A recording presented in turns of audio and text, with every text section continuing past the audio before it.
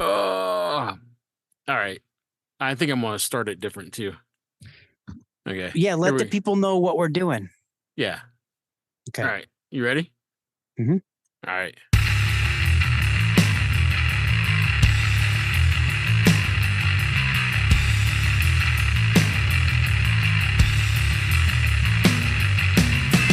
No cream, no sugar. Pour over or fast brew. Mixing with something fast and heavy. I call that coffee and hardcore. Around the Busta. It sounds all America. You can't go wrong. It's time for coffee and hardcore. I take my coffee like I take my hardcore. Fast and bold, dark and strong. The cream or sugar will just stick up. Can't think of a better duo. Coffee and hardcore. Coffee and hardcore. Hey, everybody. Welcome to the Coffee and Hardcore podcast. And this is a special hiatus episode because we are taking a hiatus over the summer. It's like summer break. And I got Wiley with me tonight. That's right. And this one's a special episode because it's about our good friend, Eddie Leeway. That's right. This was called Spittin with Eddie Leeway. It is from season 4, episode 9. It originally came out May 10th of 2023. Yeah. Yeah. And it was a good chat with him. It was fun. And I think you can really get to hear his personality and how and just how he always lifted everybody up when he talked. He's always a good guy. So yeah, it's sad. It's sad, like looking back though, because he was so optimistic and right. Cancer is just a bitch and takes out brothers, dads, mothers, sisters, sons. Just the absolute worst. Right. I lost my mom to cancer. I think we talk about it a little bit in the episode when I was 4.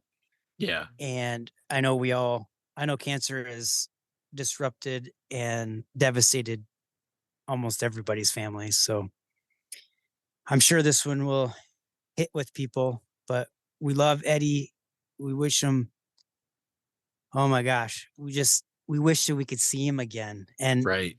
Maybe one day we will. No one really knows, but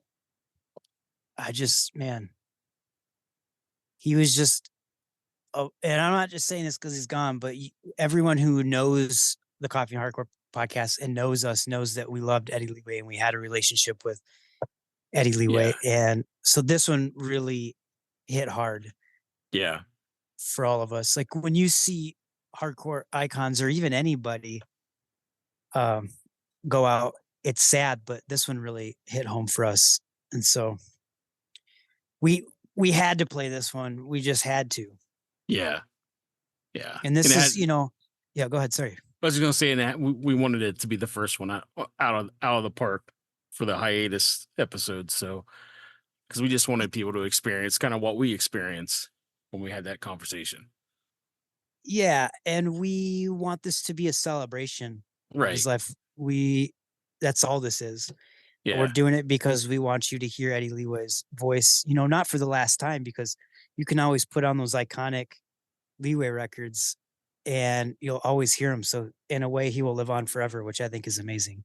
Yeah. Yeah.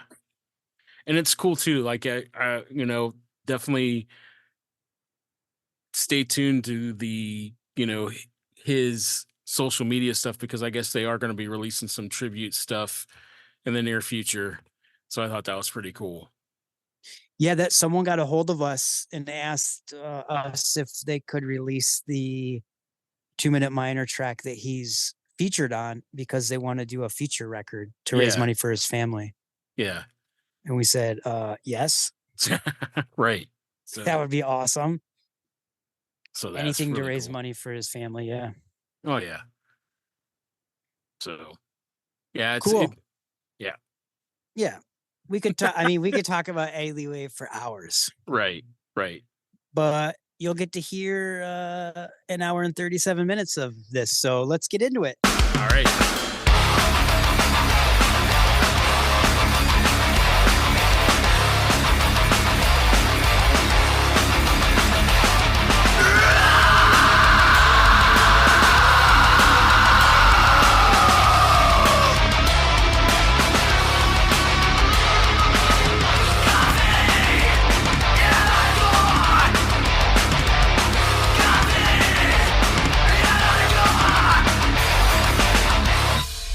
Ladies and gentlemen, boys and girls, Germs. Germs. It's that time again. Coffee and Hardcore, season 4, episode 9. It's a special one. We've got Wiley Willis all the way from Chicago, Illinois. What? And we've got Jacob of Oak and Crow Coffee with us all the way from the Finger Lakes of New York. Up? Yeah. And this was special because we have the one and only Eddie Leeway Yeah. chatting with us. Spittin with Eddie Leeway. Yeah. That's Title what of we're the episode. calling this. Yeah. And we wanted Jacob to be on because he didn't really get to talk a lot. And he forgot some things. Give me a break. I'm getting old. It's all good. Guys, this was a great episode. It got was- heavy, though. It It did. got real heavy. Got Don't real give heavy. anything away, though. I No. will not give it at all away. Wait, what? Yeah. Um, speaking of, I'm drinking this Liquid Death tea. This just came out, a little while ago. This Armless Palmer is really good. Why is it called Armless Palmer? Like Arnold Palmer. Right. I get that, but why armless? Come on, man. I don't know. I'm not part of their marketing team, but they have one that came out that I posted a photo of that I got today. It was it's like watermelon flavored and it's nasty. It's the first nasty one I've had. I've never tastes- tried anything that they've done. Well, I don't know what to say to that. But It wasn't tastes, intentional. I've just never tried it. it tastes like you're sucking on like rind, like watermelon rind. It's so nasty. Awesome. Wow. But the name's amazing. Ready? It's Convicted Melon. Oh God. Boo. So let me ask you this: is that one worse than that weird coconut LaCroix thing that came out? Oh, Back dude, a couple suntan years lotion ago? LaCroix is the best. Yeah. What are you talking about? Yeah, it is way worse because Oh, suntan wow. lotion LaCroix is really good. It's just not good warm because No, it it's tastes like not. suntan lotion for real. Yeah, it does. Yeah. So good, so good. Anyways, so yeah, this episode gets kind of heavy. But we do talk to Eddie about his coffee collaboration with Oak and Crow with Jacob here. We talk about the Cortex record release. We talk about if there's going to be any new Leeway coming out. We talk about some things get pretty heavy. That's all I'll say. It gets spicy. It gets spicy. Oh, it gets. I don't- Oh, that's right. I don't know what it is about our podcast lately, but it seems like everybody just wants to get spicy. Yeah. Yep. I don't know what it is, man. It's very true. It's very true. The last few episodes have been very. We'll go with spicy. I like that. We'll go with spicy. Ooh, spicy. Yeah. Yeah. Yeah. Like you just put some. You're eating some tacos on Tuesday and you accidentally get a little sauce on your hand. You forget and you rub it in your eye. You're like, Yes, that's it. yeah, yeah. Jacob's tired. So listen, everybody. If you listen to this podcast, you know about Jacob. This man, he works his ass off. He works hard. He roasts coffee. He also works in a deli. He's also a cook. He also does other stuff. He's also an advocate for veganism. Like this dude works hard. If you could see him right now, he looks like he's about to fall asleep. And I'm trying to hype him up right here, but he's just. Whoop, whoop. You look like you rubbed hot sauce in your own eyes. But dude, it's always a pleasure having you on the podcast. Yeah, thanks for having me back. Yeah. Yeah. You got anything new coming out? And by the way, let me tell you something. This new look with your hair and your chops, it's really good. I like it. It was an accident. I started growing a beard over winter, and Clank convinced me to buy some of that the beard product that he's been using, the goat's gruff. So I bought some, and then I really got sick of having a beard quickly, but I had all this product left. So I decided to shave these insane mutton chops that I don't know if it's a good idea, but I'm having fun with it. Dude, they look great. Thanks. It's very Wolverine-ish. Yeah. And So I've heard. well, and I'm not used to you with hair, and it looks really good. Like it does. I won't say what I want. I'll just say Yeah, you're a good-looking older gentleman. You look good. When you took your hat off and I saw the hair and the chops, I was like, all right, he's pulling this off. He's working this style and he's doing this style. Thanks. GQ, baby. And listen, if you have not followed the Oak and Crow Instagram yet, you need to, just so you can just salivate over all the crazy stuff that comes up in the old cafe that he has. Yes. Going on. Are you talking about Angel Hearts, right? Yeah. Yeah. Oh man, if you get a chance, you got to get them donuts. Yes. Them vegan donuts. I'm jealous all the Yes. time when I Some see of the that. flavors they come up with, they're a little crazy. One that I missed though was they did a sauerkraut donut as a joke. Oof. I missed that one. But for my 50th birthday, Jokes on who though? they made me a donut, in the shape of a 5 and a 0, and they glazed them with scotch. Ooh, Wow. how was that? It was awesome. So do they ship? No, because boxes? they No, won't they even won't do sell it. day old donuts. So good luck getting them to ship them anywhere. Wow. Okay. So Okay, you that just makes have sense. to get off your ass and come to New York. So, but since Mick, if you got some donuts and put them in an envelope and licked it shut and sent it to him, you could send him a donut in the mail. We'll see.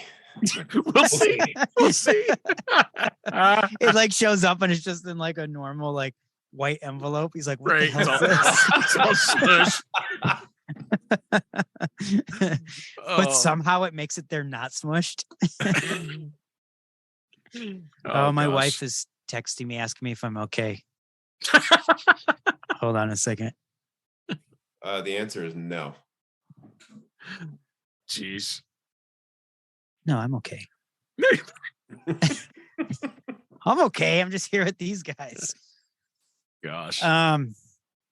Anyways, y'all want to get into this episode? Yeah, let's do it. Let's do it.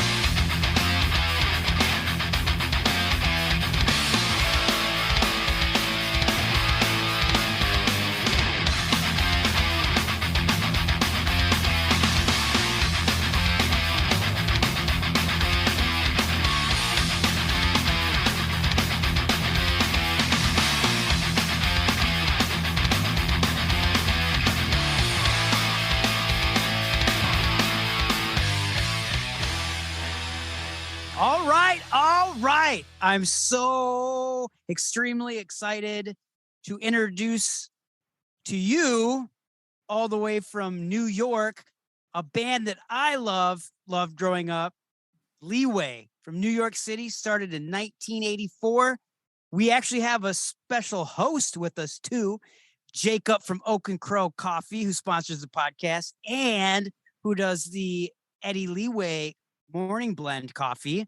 But welcome Eddie Sutton, aka Eddie Leeway, to the podcast. Holy shit, dude! Yeah, Oh, God. don't mind me. I'm in rare form tonight. We're gonna have fun. Thank you for having me as well. Yeah, man. We wanted to get you 2 years ago. Yeah. And then that's right when you found out you had cancer. Yeah. What a So- bitch. That was a bummer. We'll get into that a little bit later if you're into getting into that. I'm an open book. Cool. You Cool. can talk to me about anything. But let's start with Leeway. Like, you guys have 4 studio albums, right? You got Born to Expire, came out in 89, correct? Yeah.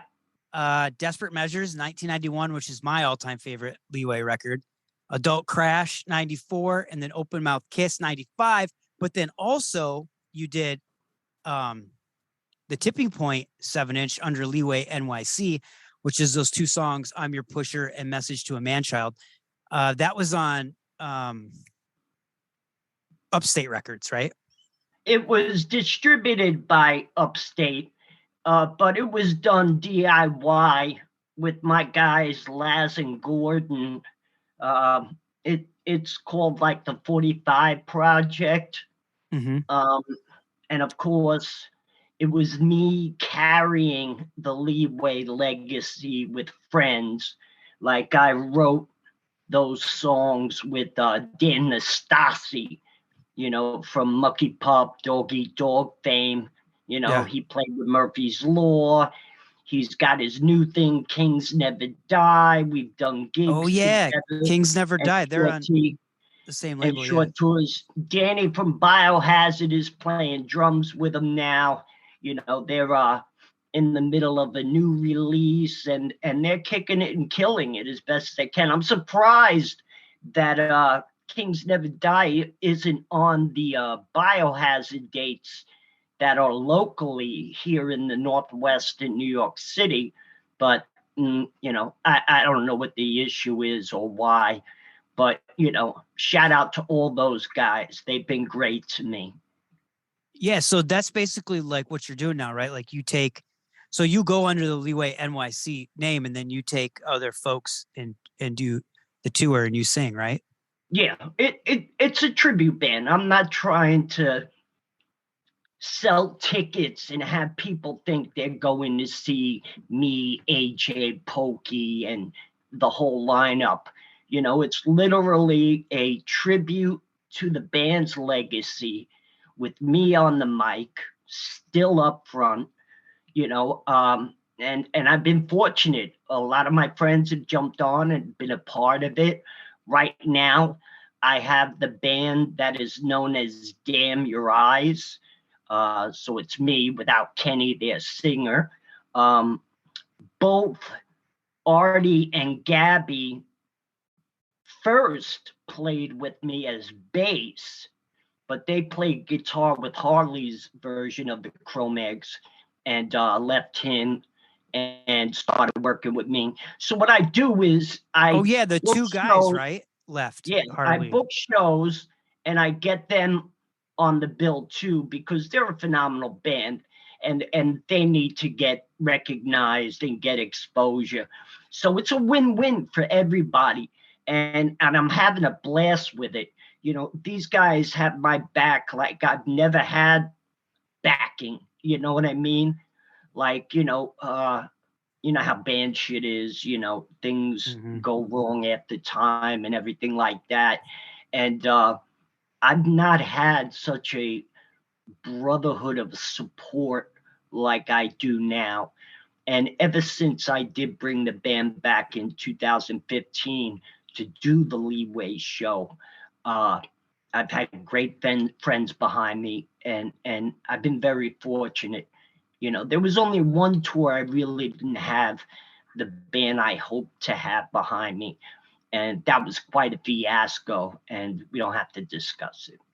I try not to air my laundry out there like other people do, even though I can talk a mad load of shit.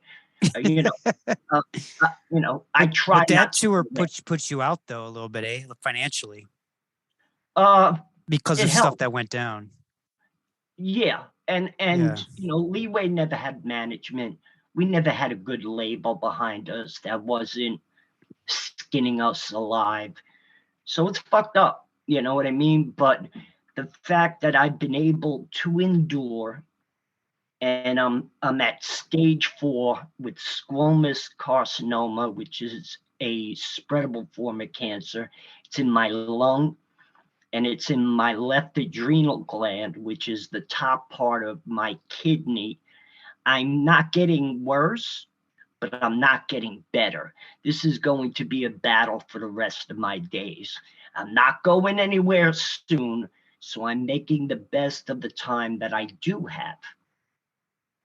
That's good. But yeah. Sorry, it's it got awkward for a second. Yeah, I mean, it's just it sucks, dude. It's hard. Like people, cancer affects people and families all the time. And it's just one of those things. I don't know what to say. I wish you the best of luck, man. Like Yeah, we you want you know, around. no, I appreciate that. The support from my friends and fans has been immense. They've helped me stay in the fucking fight. And I don't want to leave this world before my mom. You know what I mean? Yeah.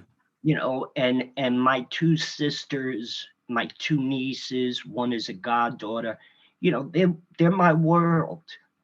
And knowing that there's an inevitability is scary, but I'm at peace with it. And fuck it, I'm turning 58 tomorrow, man. You know what That's I mean? right. Like, I never expected to be here, so I'm good to go, That's right. When I hit you up, you're like, yeah, this would be cool. My birthday's the next day. Like we could celebrate it on the podcast. It's like, that's awesome. Yeah. Happy birthday, Eddie Leeway. Yeah, happy birthday. Yo! Woo! Yo! Man. Anybody else got it? Because I got some questions. Come on. I told you, Jacob, you got to come up with some questions. Let's hear one. Oh man, Come on, spin it. I don't know. I'm just Spin it. enjoying listening right now, and I got a little bumped out for a minute. Yeah. It got sad for a second, but that's the thing is Eddie seems to be in good spirits with it, right? Yeah, don't feel bad for me. Support me. I hope people can learn from it, for their own family members that are in struggle and everything. Life is a fucking gift, and we don't know what's coming the next day anyway, So, I'm just going with it, I'm trying to be a little more cautious with my day-to-day life, but at the same time, I want to run with it and just do what I can. Yeah, I can't bounce around like I used to on stage, but my vocals are as strong as ever. I guess I always looked at singing in the form of the blues, like all the classic rock bands, like a Zeppelin that learned from early blues and early rock. I get to tell these stories and I get to emote with them and act them out and emote with that passion. And it gives me a lot to work with the challenge. You know what I mean? Are you still writing these days? I know you've been on and off doing some shows. Are you writing anymore, and are you looking at doing any other studio projects? There's some ideas. I have this overdue project with a band, like a skate thrash band called Project Sellout, based on the West Coast. I'm trying to complete that now. I've messed around in the studio. I have a bucket list of songs that I would love to record and arrange in my own style, kind of like the way Leeway was on compilations, like we did the Smiths' Last of the Infamous Playboys, or one of those songs, or the way we did I Believe from the Buzzcocks on Open Mouth Kiss. There's a lot of different songs that are already out there that some people may know them, and I know some people won't know them. And I would love to do that, whether it's in rock, classic rock, or even R&B. I'm hoping I can have enough time to put these things together and be able to celebrate songs that I've done before. I mean, I haven't done before, that is somebody else's, not just originals and stuff like that. That's the boiler in the basement. As I heard that. You guys can see I'm in the basement where we rehearse and everything else. The audience can't see that from what you told me, Right. but Yeah. it's where I am. Is that someone tied up in the corner over there? Might be. I'm not going to Might tell be. you. It's not my house. And I'm not giving my address, so don't call So the no- authorities. So no one will know. So you and I talked a little bit behind the scenes about the whole John Joseph thing. And you know, we're not going to really get into that. But the reason I'm saying that is because you sort of have a similar situation, but you don't really air it out publicly, right? Like, Yeah. so we talked about it a little bit, but I did also see the ads for Cortex. And again, Mick, Cortex. Right. Cortex Records put out basically all 4 of your records plus a live one, right? Which has never been out before, the live one. Yeah, and that's Yeah. news to me. That's Right. news to me. Right. Let me see if I can simplify this. You know, I'm battling health issues. Mike Gibbons has been battling health issues even longer than me. And instead of finding a common ground, AJ's literally picking the pockets of Walking Dead men. And that dude doesn't even have respect for our audience or the hardcore scene. You know, he hires out the business to other people, and they do the work, they get their share, and they cut him a check. You know, before I gave up with the band, you know, these guys would make fun of our audience, literally. And never did they truly respect the people that bought tickets to come see us and everything like that. And to me, that's fucked up. You know, I learned one of the first shows I ever went to, Gary Miller, Dr. Noah, the Bad Brains, you know, he showed up and he just parked his van, got out, and just started talking to people. You know, that band is the Beatles to our genre. Right. Mm-hmm. You know, and people put them on a pedestal, and seeing that human side impressed the living daylights out of me. And Leeway's one of the bands that only got to tour with the Bad Brains, but we probably played like 120 shows with them. Oh, I wow. learned so much from them. And this is not just the original lineup with HR, it's also with you know, Israel.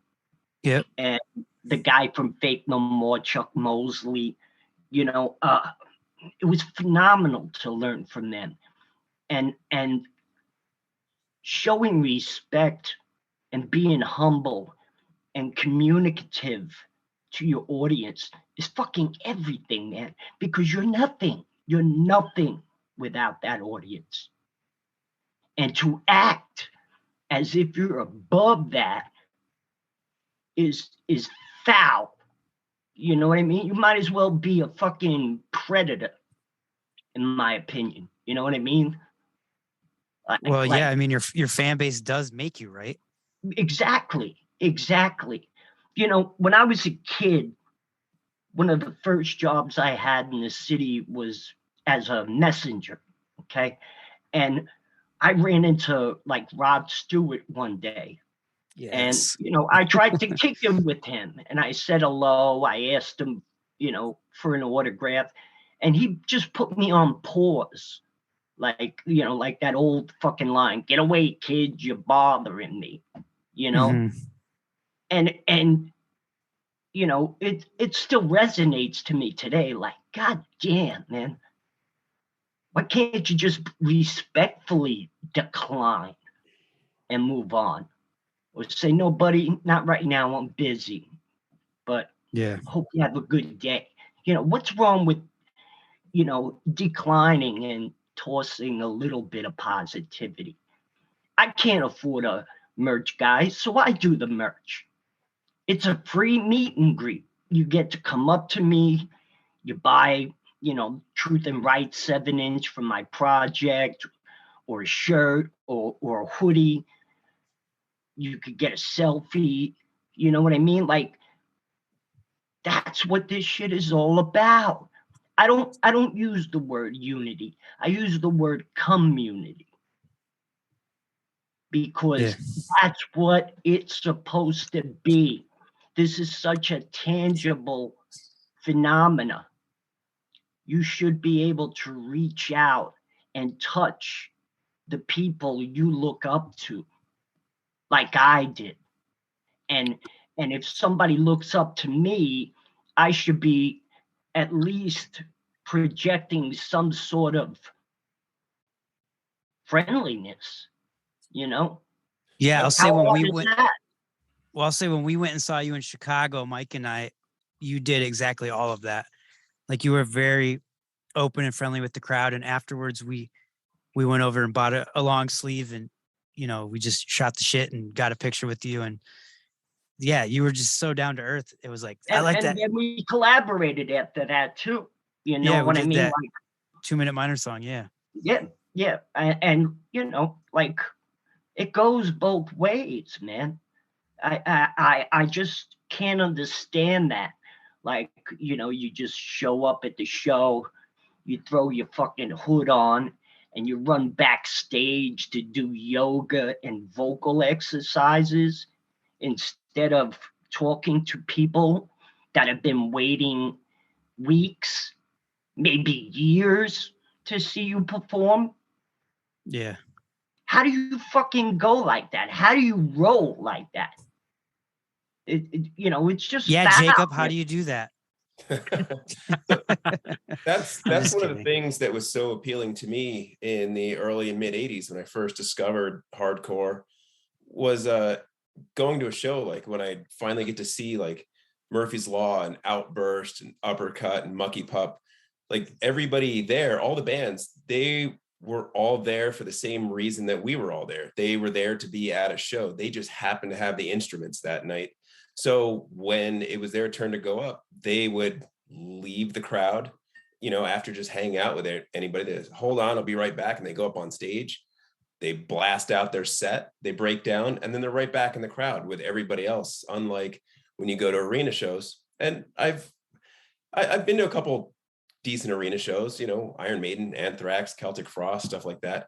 Yeah. But it wasn't the same. It wasn't the same at all. The music was great, but the atmosphere was completely different. And it was, like you said, community. It was nice to be able to speak with everybody, learn some things, meet some new people. And we were all there doing the same thing. It's a big tangible part of this. And that's why like La Cosa Nostra, I call this thing of ours. It is a thing that is ours. It's not a thing of mine. It's not a thing of yours. You know what I'm saying? For sure. And it's just fucked up to see like how people have like this agenda or angle that they're working. It's funny, you see a lot of comments online through the decades of like fake ass straight edge bands or bands that talk that unity shit between songs, but there is none. You know what I mean? Like, it's all like a sales pitch. Mm-hmm. You can jock my shit, you can buy into my shit, but you can't be a part of this clique. You're not welcome. Have a nice day. Oh, we know all about that. Yeah. Firsthand, recently. Yeah. And it's fucked up, man. It's truly fucked up. This is the only thing I got right in my life. And I'm so grateful for it. When I leave this world, I'll be leaving this legacy. I got to touch over the decades at least 1 million people or close to it, you know, and as a child, I feared death. And the fear was about not being something. And I may have failed the general things in life as an adult, or not having a family, not having tangible assets that I can retire on. But it doesn't mean shit compared to the way I'm receiving support from people now.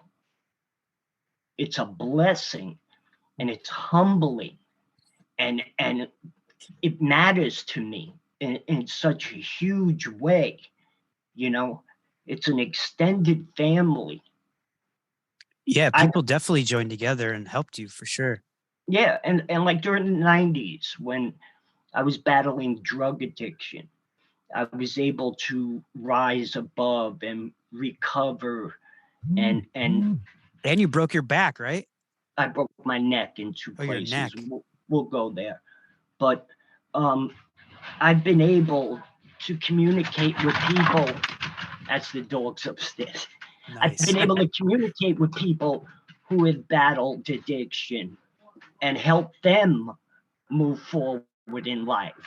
You know, I have a lady friend in Texas who's in sober living, and she's like the den mother of the house. And when I first met her, she was very young and dumb and couldn't really get past her issues, but she did. And there's another kid up in Massachusetts who served time, and I stayed in touch with his girlfriend, and I was in touch with him, and that support helped him rise above and move on and have a better life. You know what I mean? Like, you can't put a dollar sign on that. You know what I mean? And it inspires me at the same time to keep fighting and keep moving forward, because people have been in my corner like that and have done the same thing for me. I'm just giving back, you know? Yeah, that's cool. That's good to hear. Mick, you got anything? I know you do. I want to hear from you. Yeah, man. One of the coolest things that has kind of happened in the last year and a half is down where I'm in West Virginia and in Ohio, there's actually a scene starting to start back up again. And a lot of younger bands from all the way from Columbus down into Parkersburg and Charleston, West Virginia. And it's really cool to have them come into the music store that I work in and wearing your sweatshirt and your t-shirt. Now, you know, I know like through mail order, I've sent some merch out to, say, Ohio, but I don't think I've done anything through West Virginia. And look, you know, everything's a bucket list now. If promoters want to reach out to me and make something happen, I'll leave my Instagram available at the end. Yeah. Sorry, I hear the dogs. Yeah. One of them had to go to the vet today, so. And the younger one, she's the rambunctious, excited one. She had to stay home, and you know, obviously I left her upstairs alone, so she's all excited that daddy's home. That's awesome. They're both up the pups, literally, right? They're above you. Yeah. Huh? Dad joke. Boom, boom. So that was your question, Mick? No, I just bringing it up because it's just Okay. really cool. Like there's a whole other generation of hardcore That kids is cool. now that's totally into Leeway and walking around with shirts and being able to bring up old albums. Like I remember getting It's Born to Expire. I remember getting that on a bootleg tape that somebody sent me from all the way from Florida. A guy who was in a band called Tension. His name was Mike. He passed away a few years ago, and like he sent that to me in the mail, and I remember sitting listening to that. I'm like, what? I mean, because you know, where I'm at growing up, like there was no way to get stuff like that. People told me, especially back then. Oh, you know, one person would buy the record, and then 15 would burn Yep. from that. But that's how it was done. You know Yeah. what I mean? Like, there's so many of the early bands that trailblazed a circuit to tour and everything else, like a Black Flag, mainly a lot of the Cali bands, or some of the bands from DC, like Minor Threat, or up in Boston, you know, they helped trailblaze this. And everything was done with like a sprint code to call long distance to this one and that one. And that's how you talk. That's how you communicated. And it is much easier now with social media. I'm not as savvy with it because I'm a fucking dinosaur, but and I got hacked last year, so I lost like 8,000 followers. But Oh, that's right. I'm able to keep at it, and the way I get to do shows is because people are reaching out, and we're coming up with a plan, and we're making it happen. I don't have a booking agency, as much as I have two guys that help me and help manage and everything like that. It's really still just me to put together, and I have to rely on my guys to help me make it work. You know what I mean? Again, it goes back to community. So, yeah, hardcore scene definitely 100% should be about community. No question. Speaking of that, how did you two hook up, Jacob and Eddie, for this coffee? It was right before I got sick. I was living down in Virginia. I actually saw Danny Diablo, Isaac, Dan Singer. He did it. And I was like, wow, that's a great idea. And at first, my ex did the artwork. We were going to call it Eddie Leeway's Morning Wood. Yeah. And I really was kind of hung up on using that brand and being funny about it. But, like the feedback I got, obviously women aren't hip to putting that in their mouth. Maybe if you got to know me, you might want some Morning Wood. But Oh, God. There's a couple people that actually have, from when we first put that out, there are a few of those bags with that label in some people's houses, and I hope they held on to it since right. switched the label. When I die, they can probably get $50 for it. I have one. I still have it too. I kept it. I remember I had it on my coffee table, and I showed my wife, and she was like, "Oh." I told Eddie about that. I respect it, and that's why I came to my senses and did something a little bit better. It's a nice product. It's great to see and have like my name on a brand of something. It's cool. And again, and it's the best damn coffee. That's right. It goes to show you how connections can create things in this. We're all not getting rich. It's not Folgers. It's not Maxwell House. Thank what I God. mean? But it's a nice way to have a cup of coffee and wake up. You know what I mean? You could always, if you have your own Keurig screens, you could put it in your Keurig, not just in a average Mr. Coffee with a filter or something like that. It's just a fun idea. It's a great idea to do something and extend, and just have fun. Yeah, it's great coffee. Well, thanks. I'm glad you guys got to work together on it. Yeah, well, Jacob sent down like more than a dozen samples, and me and the family down there, we sampled all of it, and we were kind of tossing up one of that one, and that Colombian blend was really the one that worked. Were you guys all buzzing off coffee? all day. Knew it. You know, The way you a were little saying more it, I was than like, a year ago, a little more than a year ago, it became legal in Virginia to grow your own weed. You're allowed to grow up to 4 plants. So the first year I grew, it was illegal, you know, but the next year it was legal. So, you know, I'd be buzzing on coffee and being out with my plants, keeping the bugs off them, you know, putting nutrients in it and protecting it from heavy weather like wind and hard rain and things like that. You know, it's something that really helped me pass the time, especially as I started getting sick. You know, some people may not think that's a positive thing, but you know, growing vegetables and growing a little weed, you know, can really help somebody pass the time in a positive way. And also, I don't think those people have ever tried a little THC in coffee in the morning. Oh, it's like a natural speedball. You know, it's like a Jeez. plant-based speedball. You know what I mean? Because you got this, you know, you got the THC giving you a nice little buzz, and the caffeine helps you keep going, so you're not lazy and stuck on the couch. You know, What are we, a drug recommend podcast? it. What's going on here?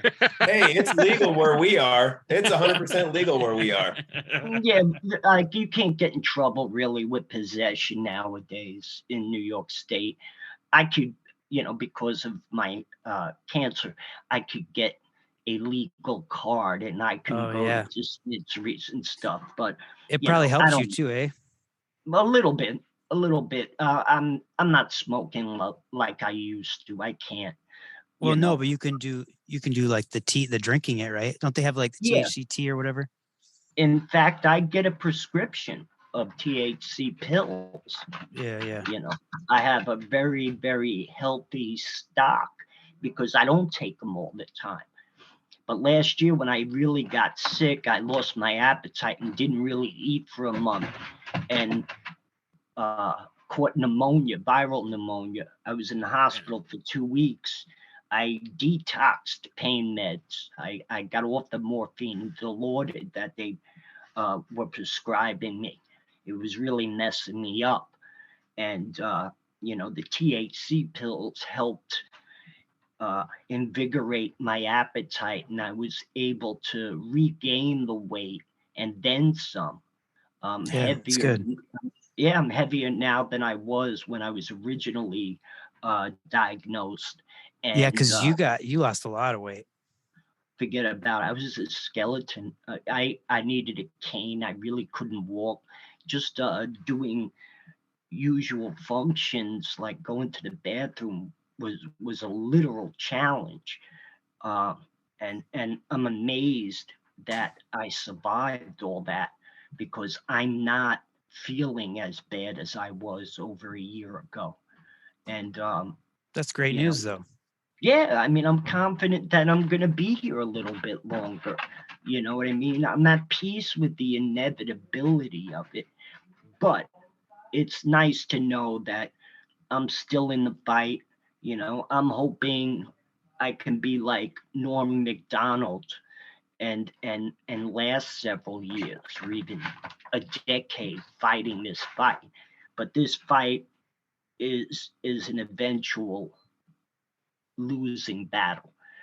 And you know, it's just all about what I can do with the time that I have and making the best of it and going with it and rolling with it.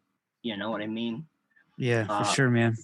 And I'm talking It's to j- other people that are fighting cancer as well or leukemia. And you know, it's great to have this support system, you know, of people you've never physically met, but you can relate and you could kind of encourage each other to keep going. Does that make touring hard for you? Like, Sure. honestly? Yeah. Sure. Yeah. What are some differences you have to deal with? Well, like in the beginning of the winter, we played Milwaukee. I was offered to be a part of a small fest. And, you know, I went out there and it was cold out. So having to do a set in the middle of winter, and you go on stage, you do your set, breathing and maintaining my wind is a challenge. And then you come off stage covered with sweat, and then you get exposed to the cold. It's almost like hypothermia for me. And it's not easy to endure. But during the warm season, you don't have to worry about it as much. I'm trying to do and book like weekend runs. The goal is to eventually try and do a 1 week tour of 5+ dates and see how I handle that, because trying to make it happen in the warm weather is the best time to do it. I don't know, because it is hard. It is grueling. It's really not easy, but this is what I want to do. I'm convicted to it. I'm determined to it, and I want to try to make the best of the opportunities that I still have. Yeah, that's amazing, man. It's cool that people can still see you play. That's huge. Well, they make me want to play. You know what I mean? Like just hearing the kind words and the support really does make me want to push the best I possibly can. Like playing the Middle East in Boston over the winter, I went on very late at night. Like I think I went on at like 2 a.m. and being at the merge table and working it until that point at time in night, I was very dizzy, but I was able to get down into that like squat position that people always see me doing. And I would still be able to kill it on vocals. I've got a band behind me that can kind of pick up the slack. You know what I mean? I'll have to, perform with a mic stand and stuff. But, I'm up there trying to dramatize and emote and tell these stories.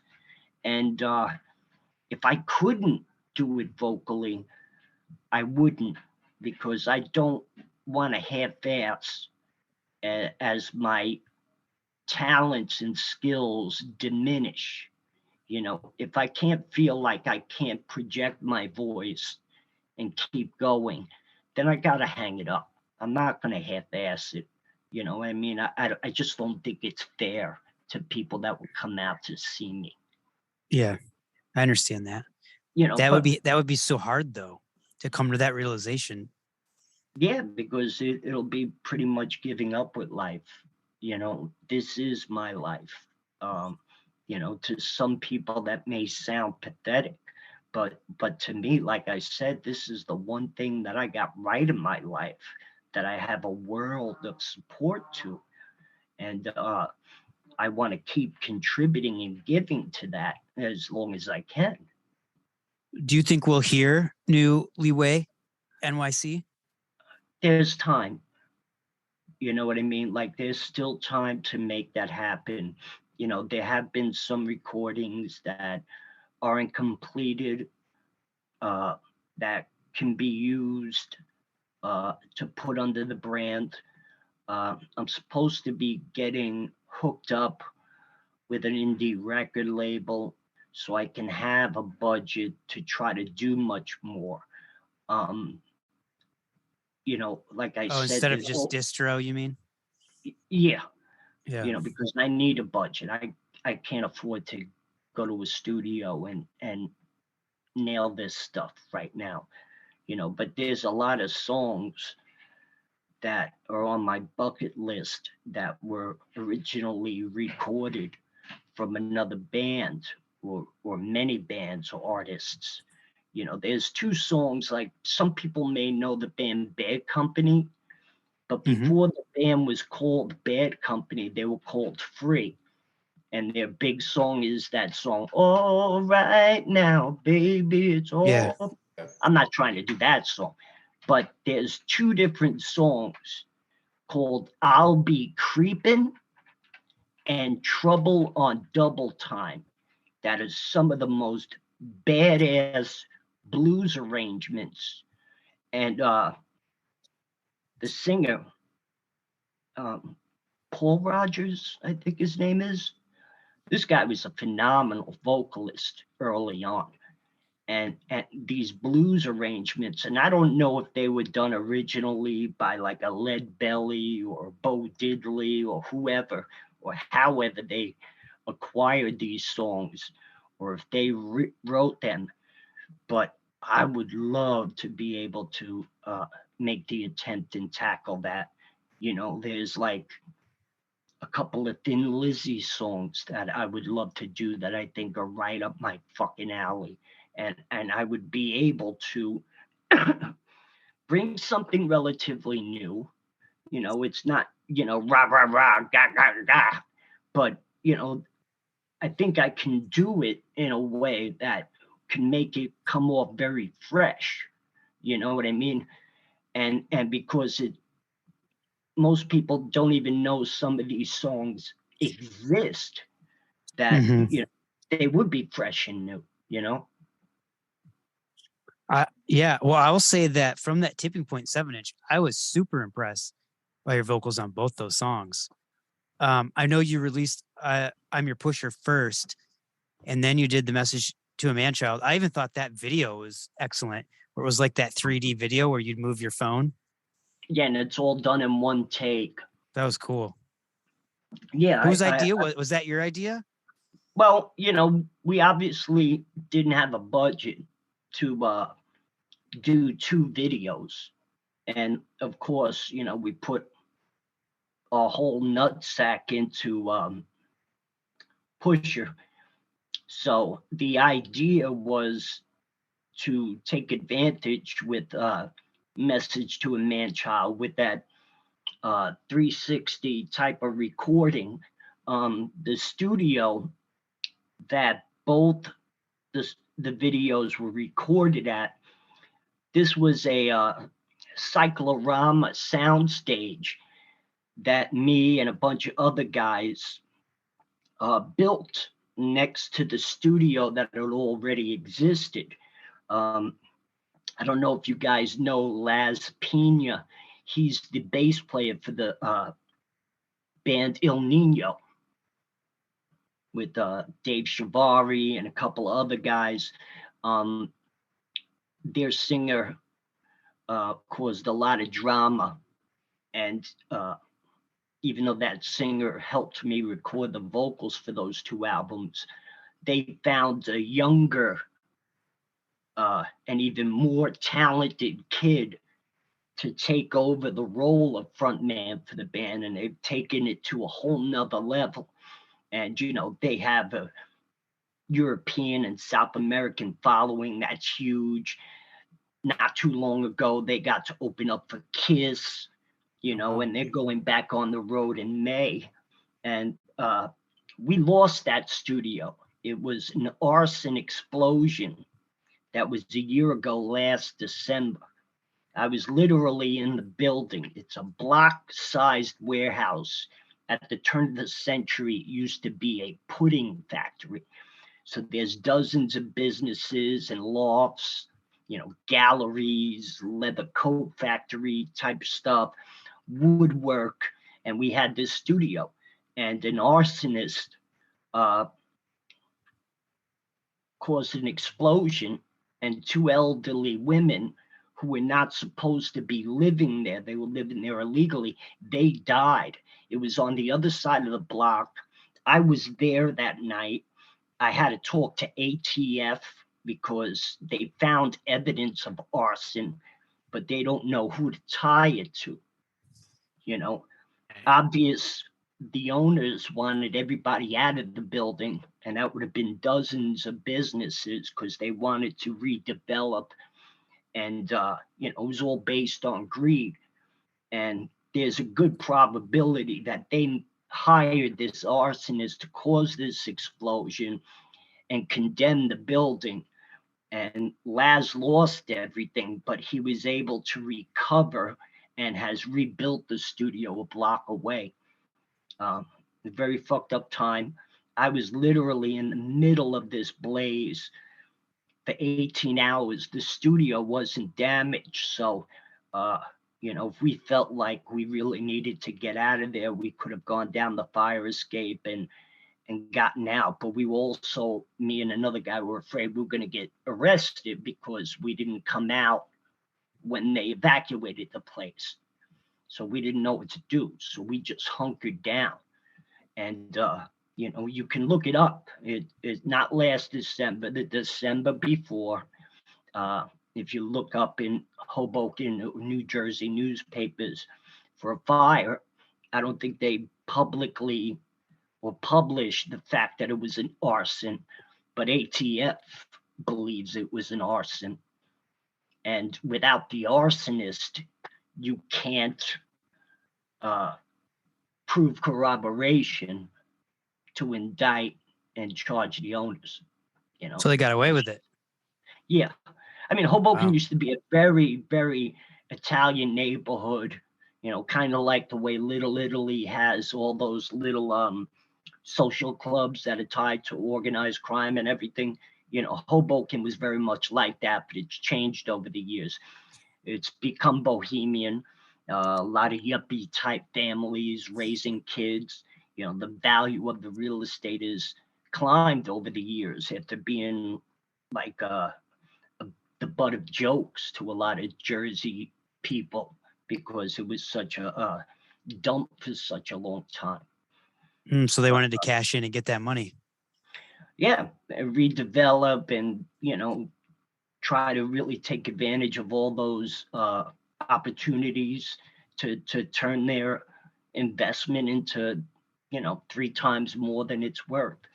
And it just goes to show you how greed can destroy the dreams of a lot of people in one explosion, Yeah. one situation. Man. Yeah, and then after that, I wound up heavy. in the hospital for the holidays with sepsis. And then a few months later, I lost all that weight. I used up a bunch of my 9 lives. I'm hoping I have about 5 to 6 left if you want to think of me as a cat, Oh, man. I have a sense of humor over it because, I endured it. I survived it. Yeah. Well, that's why I love talking about, talking to you behind the scenes about stuff. You do laugh it off, I think, in a good way. I think you do have a sense of humor about what's going on. It would be a tragedy if I succumb to these things like anyone else. But the fact that I'm here sitting today with you guys and, I've endured these traumas, literal traumas, having a sense of humor, it just is a very healing thing. And, I take full advantage of that, instead of sitting here, shitting my drawers going, oh my God, I almost died. You know what I mean? Who's got time for that? I could be hit by a bus tomorrow. I just can't, dwell on that. Luckily having depression and medicating my depression when I was in my 20s and the 90s could have taken me out as well. But through a grace of higher power and a little bit of luck, I'm still here. We're glad. We really are glad because 2 years ago when we were going to have you on the podcast and you had to, I think you were like going in for chemo or something, and you're like, I'm going to have to reschedule, guys. Like, I remember we're like, oh no. And so it's really, really good to have you here today and talk to you. So we appreciate it. Yeah. Thank you. Well, I did have radiation twice on my torso. And I've also had what's called gamma knife radiation treatment twice on my brain alone. And through that treatment, I've had 13 or 14 lesions that were potential tumors destroyed in my brain, which is everything, because, you know, maybe my body's slowly breaking down since I'm reaching my senior citizen years. You know, if I was to lose my brain and my faculties, it would be devastating, because, you know, that's everything, to be able to think and function and act and be able to do what I'm still doing, you know? Yeah. So, you know, just Yeah. it's a great thing that cancer treatment has just gone a long way just in the last decade. Oh, yeah, for sure. Mick, I want to hear your wonderful voice. Well, I was just going to ask, like, the folks listening, like, what can they do to help support you where you're at right now? Like, where can they go to get merch that helps out? Where can they go? Well, I have a GoFundMe page. It's been ongoing for a little more than 2 years. And just recently, I've reached out for people to help and donate. You can go to GoFundMe.com and just search Eddie Leeway Fights Cancer. And my page should be able to come up, and you can make a donation. You could go on Instagram and look for Eddie_Leeway_official, and you can message me. You could do a direct donation either through Cash App or PayPal. Recently, I've been offering autographed photo prints of me on really nice stock paper. The photos are suitable for framing, and you know, you can order and donate, and I just drop it in the mail and autograph it and personalize it for you. And if you want something more tangible, you could reach out to me and you know, buy some merch. You know, right now I've been able to establish wonderful graphics through my friend Martin Anchia.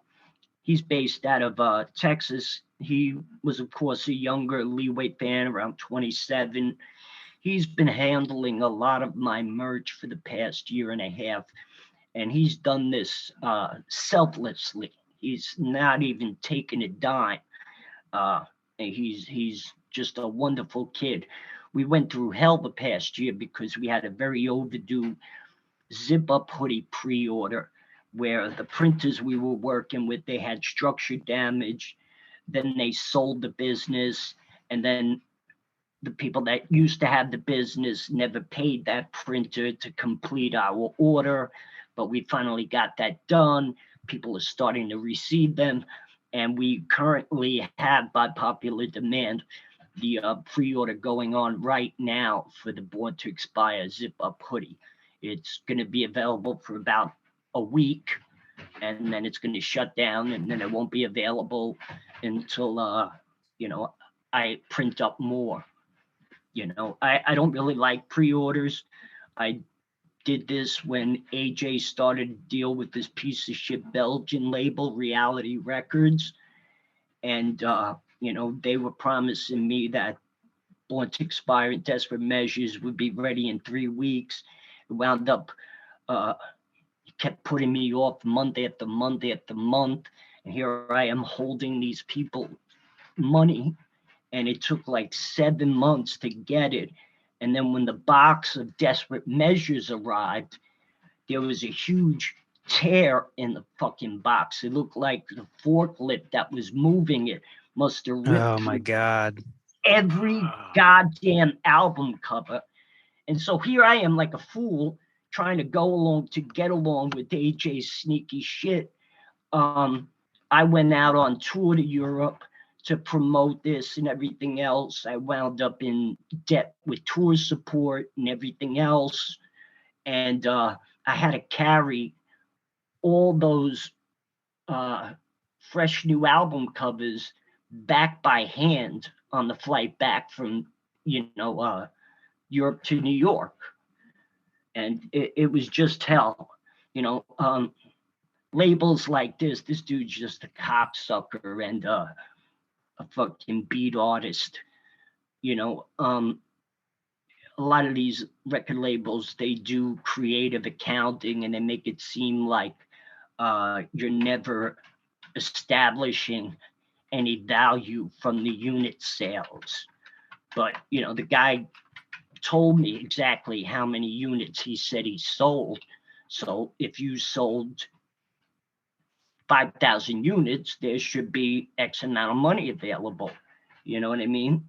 And, AJ knows I'm sick right now, and he won't do shit to do the right thing. The only reason I signed on 3 ways with Michael and AJ to litigate and fight to get the rights from the first 2 album records is really for Mike, because Mike's wanted this all this time. All Mike's wanted was for the band to be recognized on the level that we deserved for the hard work and for what we created. And he's the only reason why I'm going along with this. But again, I'm finding out more and more every day all this sneaky shit that AJ's doing, starting a biz with this one and that one.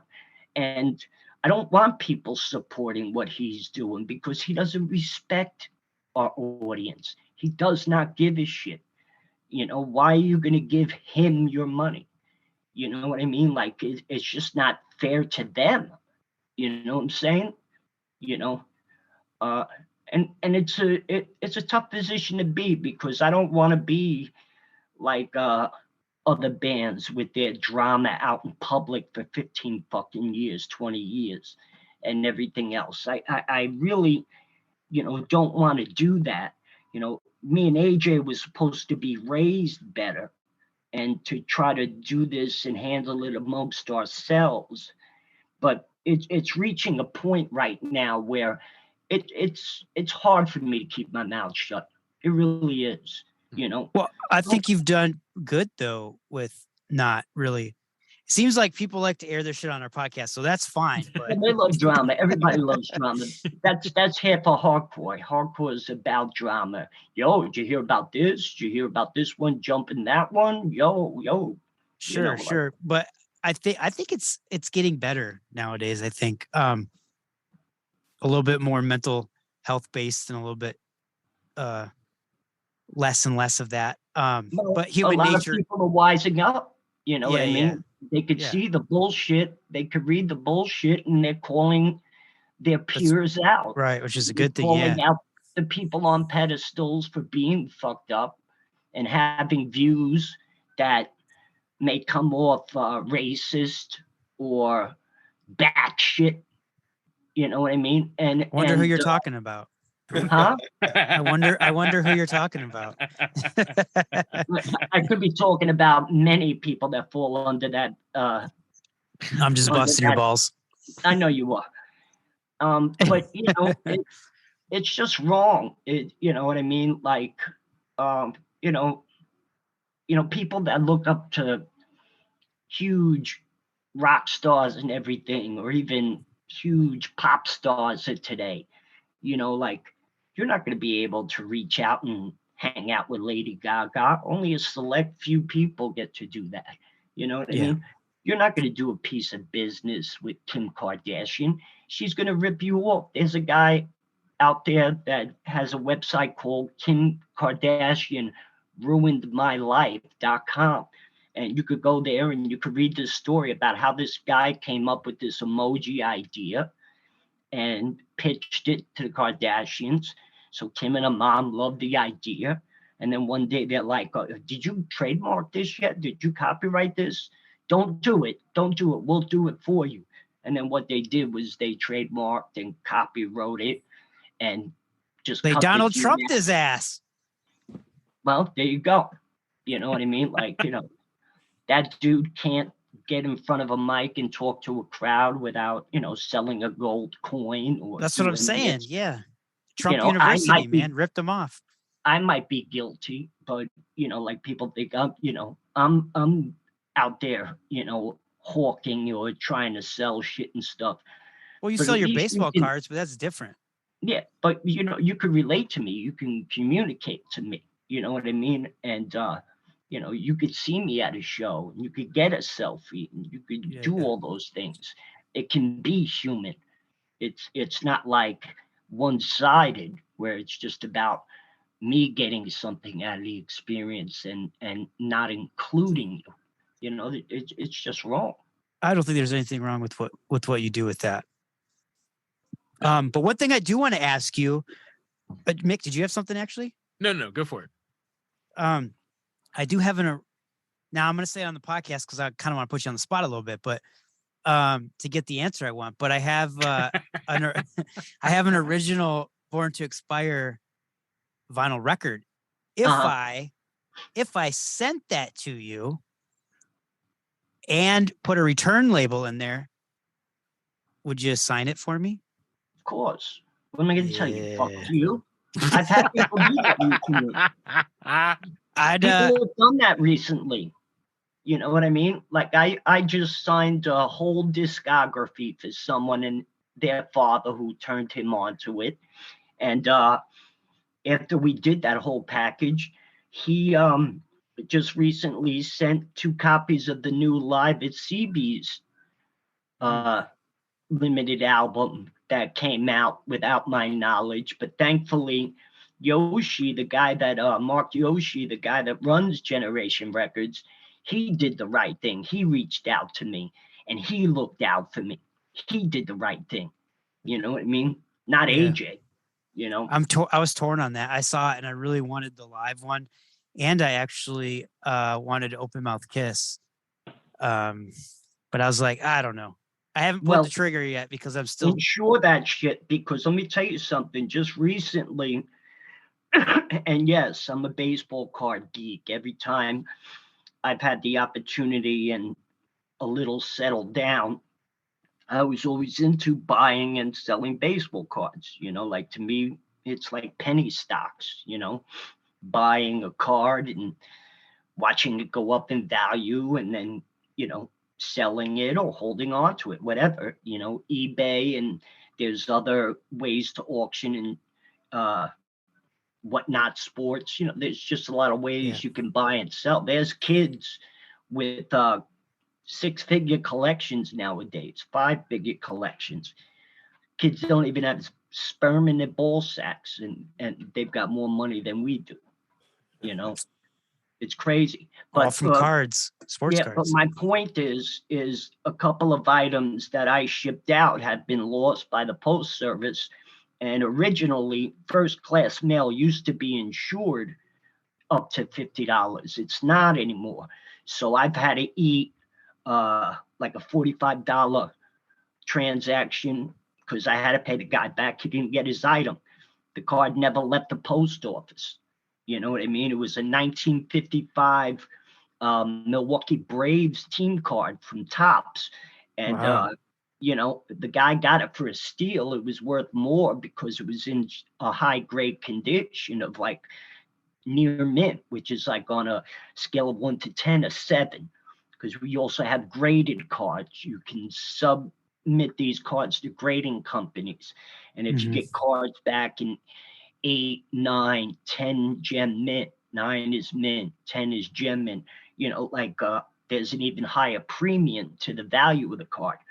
So, you know, I've had that, and I've had like a Derek Jeter rookie recently not reach its destination. So, of course, I have to eat that up.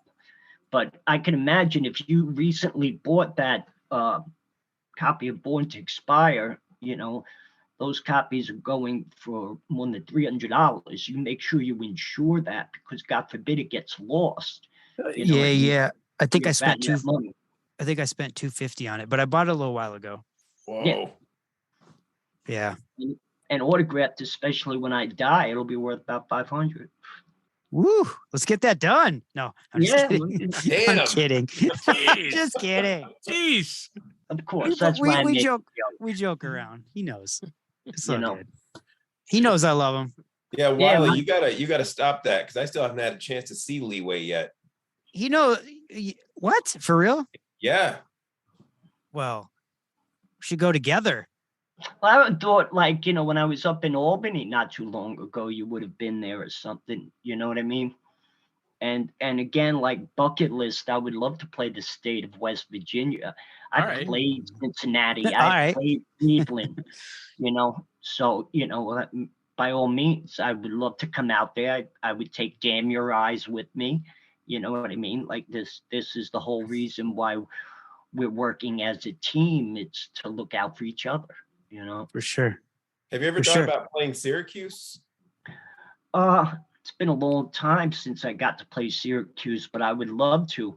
I'm trying to put up a weekend run where I'm up as far as New Hampshire and Rhode Island, and to adding a third day on that bill, if it's a holiday weekend, would be great. Because I know the Rhode Island guy, he wants to do like a Sunday matinee, and I've never done a matinee other than in New York that I can remember offhand. So to be able to do that is better for me because I get to do this show when I'm a little bit more fresh instead of at the end of the night. You know what I mean? So a day show would be right up my alley right now. That's We why should get hardcore you- shows need to do like for us older folks, people need to start throwing hardcore shows at 9, 10 in the morning with a full juice bar and 9 or coffee 10 in the morning. I was Yeah, I just could saying. do an acoustic set at the gym. You know what I mean? Gosh, 9 in the No, morning. no. Imagine me like I'll tour strictly at like Planet Fitness or Crunch. Jacob, you should seriously consider doing an Oak and Crow Fest where you have the bands that you have coffees of play. You know how badass that'd be? That would be a heavy Good work. show. That would be a big show. Yeah, big show. I It'd be a agree. great. against It'd it. be a great show. I'm not against it at all. We should talk. All right. I think Yeah, it'd I'm up be for everything, amazing. man. And then I finally time get to is, see Leeway. yeah, time Yeah. is the essence. Yeah. So unfortunately, our time is running out on this podcast. But Jacob, you listen to this podcast, right? I do. So you know the question that we ask our guests at the end, every single guest. Why don't you ask Eddie Leeway that question to take us out? No, I'm straight. Busting chops, of course. I know, all good. He's you got chops. He's got chops to bust. Look at that. I know, He's got man. Put me on those- the spot. Now I don't Trim 'em. remember. You could- remember. You could give me some facial hair over there. Yeah, we all got between the three of us, we all got enough. Donate that shit. I could put it on my eyebrows. Locks for love. Lots of love. Eddie I Leeway kind of look style. like I kind of look like a drag queen in the morning with no eyebrows. Could you draw? Have you tried drawing them on? No, I'm not gonna do that. Is that too weird? Well, I've even had people offer to donate hair, but I'm not vain like that. I'm not going out like that. Yeah. I'm just not doing that. You know what If I you mean? put my chops on your eyebrows, you'd look like Abe Vigoda. I probably look like Brian Koberger. Oh gosh. All right, we'll have Mick ask the question since you're not a true blue coffee and hardcore listener there, Oh, Jacob. damn. Jerk. Sponsors the podcast and doesn't even know. All right, so here's the question. We ask this of everybody. What is your guilty pleasure? It could be a TV show, a book, music, and we've heard everything. And some people will say there's no such thing as guilty pleasures, but we all know it's true. So if someone knew, like Eddie Leeway, if he listens to this or he watches this show or he reads this book, they would be like, what the crap? Like, what is it? Some people would know one of the guilty pleasures, but maybe not the other. But I would say books on La Cosa Nostra and organized crime. And some people like comic books and figurines and things like that. I'm a baseball card collecting geek, and that I have a blast with, It's something I did in my early childhood in the 70s. And I love it. I love the game of baseball. I think a lot of people are aware of that because they would see me wearing sports gear when I performed and everything. You know what I mean? And, I'll wear, even though I'm a Red Sox and Mets fan, I'll wear Yankee gear to represent New York, but I'm not necessarily a Yankee fan. If you look at the Kingpin record, you see me wearing the Yankees jersey, but at the very end, you don't see the logo, but I'm wearing a Boston Red Sox starter jacket. I was trying to break the curse even all the way back then. It took until the 2000s before the Red Sox finally won a World Series after 1916. Wow, that's like the Cubs, eh? Yeah. Yeah, and most people don't know it, but Babe Ruth was a dominant pitcher in 1916 with the Red Sox before his contract was sold to the Yankees. I did not know that. There you go. You learn something every day. Well, hey, what Leeway song would you like us to play to outro this episode? I guess you might as well go with Pusher. I didn't intend to make that release about addiction or mental health per se, but that's what became. Pusher, obviously, in the chorus, I'm singing, I'm not your pusher. It's about a man struggling with a significant other partner and trying to prevent her from the perils of the streets. He's going out there risking his freedom and livelihood to try to help support her and get her through this until, I guess he could find her treatment, rehab, or what have you. And Message to a Man-Child is actually a song about an ex-running partner of mine who wanted to reunite with me, but I knew he was still messing around out there. And I was in a relationship helping a woman raise 2 kids. I didn't want that shit in my life. So I respectfully asked him to, let me do my thing and move on with life. The dude winds up in a hit and run accident, killing a 36-year-old woman in Myrtle Beach. And he ran to New York and was hiding out in a home that was tied to my people and was putting that person in risk as well as that person's children. They could have been arrested and charged with a felony like harboring a fugitive.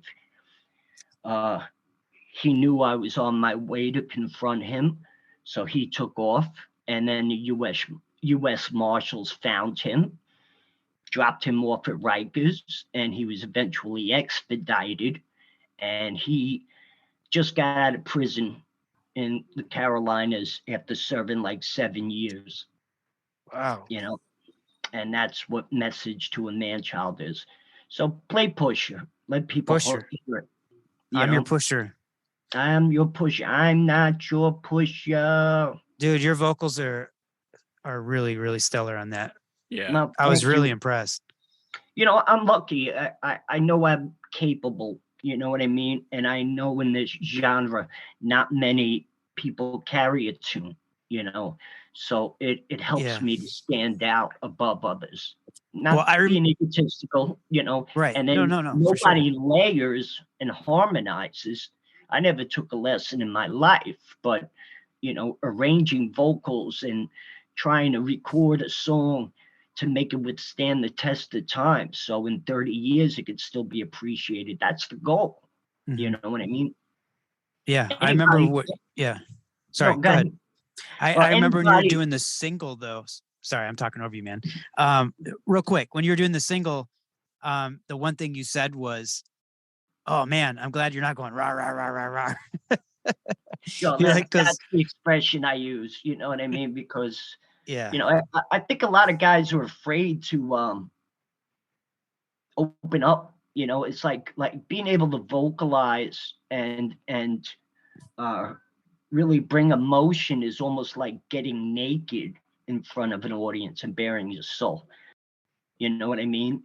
But it's like it's a challenge, and people respond to you bearing your soul. And I'm just lucky that I've been able to find this niche, and even being partially deaf and not having any vocal coaching, I've learned how to breathe and learned how to properly sing. I'm just blessed. Yeah, man. You know. You do a great job. So we're gonna drop "I'm Your Pusher" so everyone can hear. Thank you so much, Eddie Leeway. You are the man. I appreciate you being here. And you know what? Happy birthday, dude. Yeah. Thank happy you. birthday. Happy Thank birthday. you. I'm just a man. I'm not the man. I'm You're just the a man to me. All right. Take it. Take it. All right. Take it. I'm the man. I'm the You're the man. man. There you go. It's There like you an Anthrax song, right? go. Yep. Yep. All right, here we go. We're gonna, everyone, I'm your pusher. Thank you, Eddie. Thank you, Leeway. Thank you. We're out. Boom. Good night, everybody.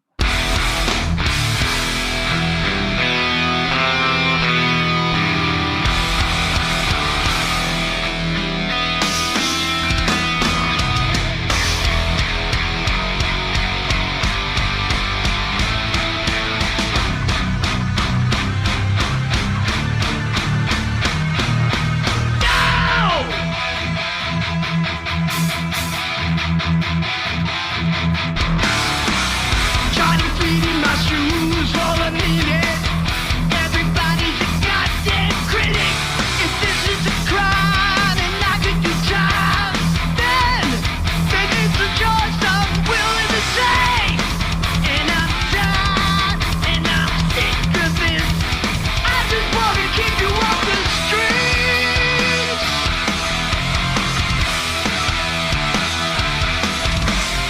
I can't sit and wait, or even tolerate. I just can't wait, because I'm seeing this pain going down. I see this pain going down, straight to the heel, hanging from rope, while I try to tell you all. But I'm not your pusher. I'm not your pusher. How can I just walk away when this might be your last day? But I'm not your pusher. I'm not your pusher.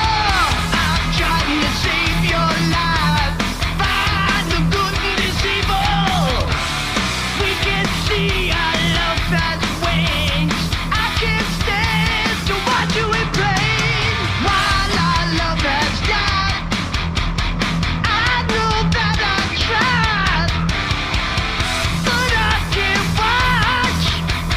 watch you waste and run. I see this pain going down, straight to the heel, hanging from rope, while I try to tell you all. But I'm not your pusher. I'm not your pusher. How can I just walk away when this might be your last day? But I'm not your pusher. I'm not your pusher.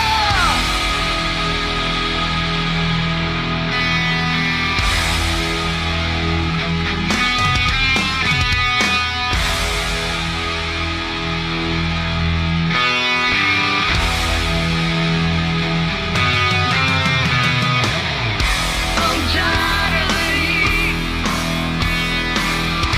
and all the deceit.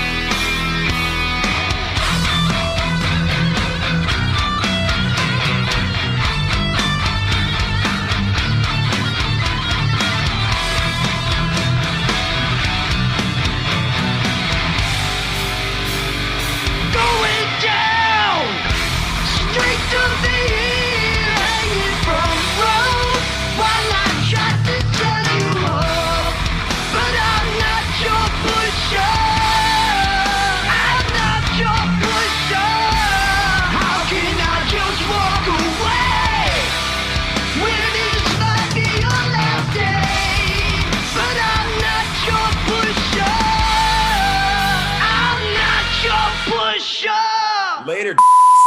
No, Jacob. No. That's not how we outro. We can't outro like that. We want people to hang with us the next time we do this. Oh gosh.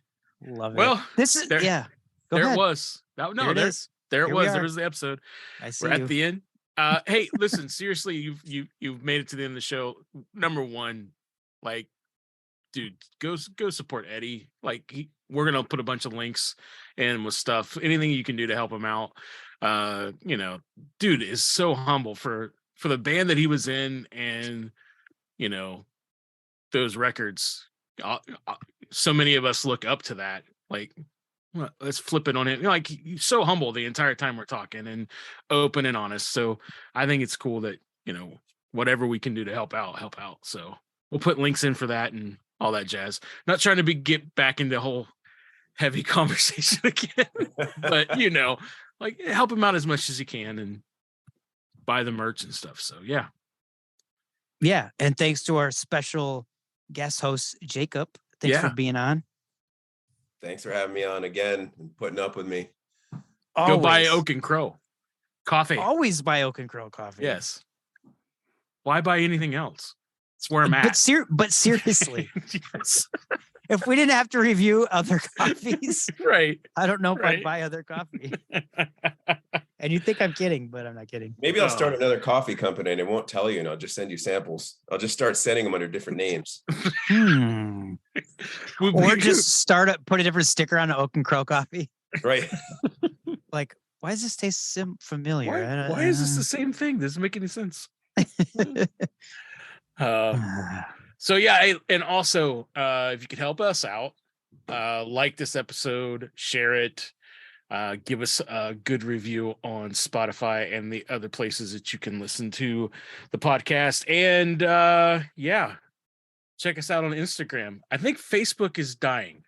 So what do you mean by that?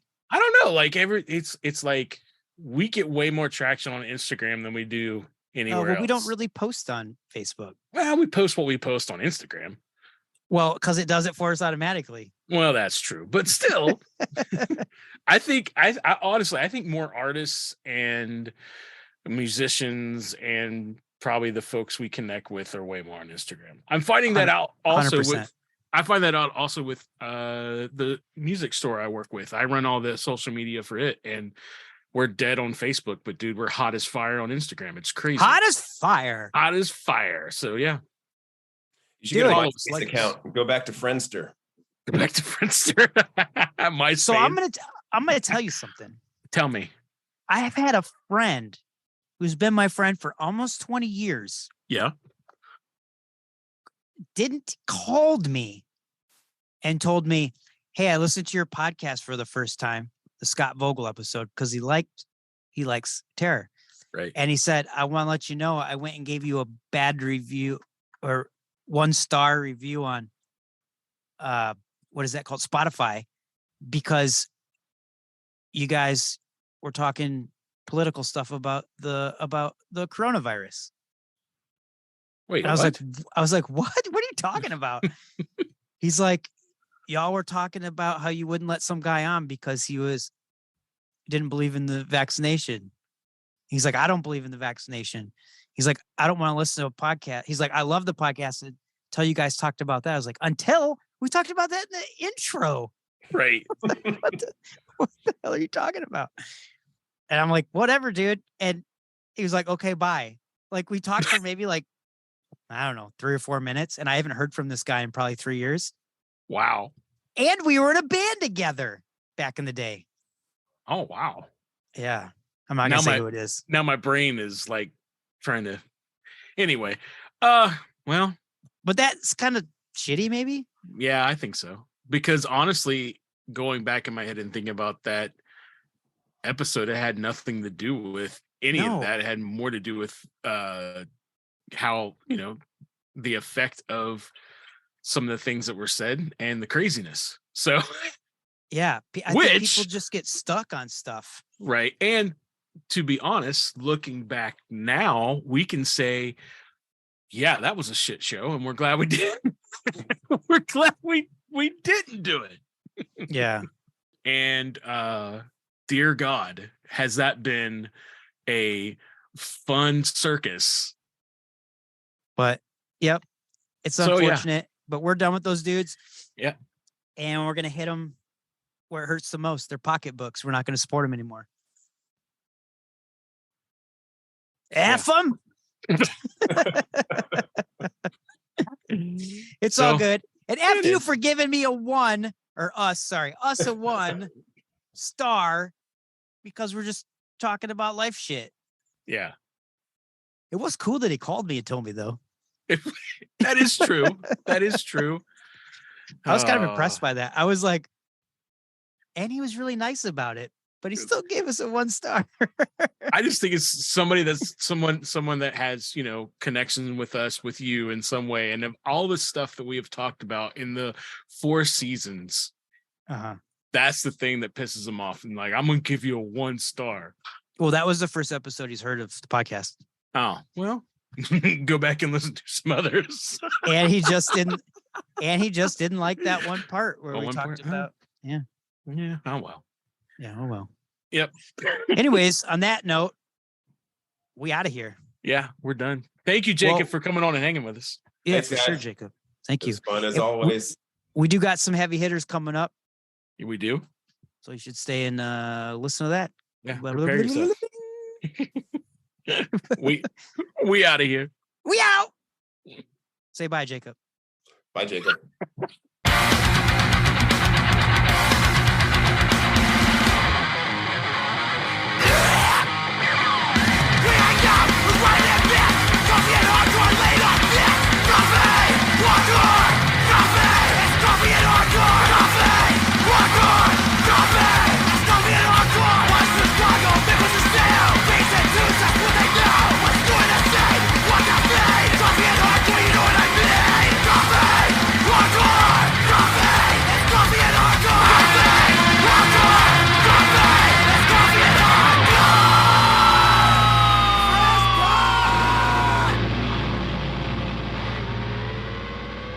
I'm very important. I have many leather-bound books, and my apartment smells of rich mahogany.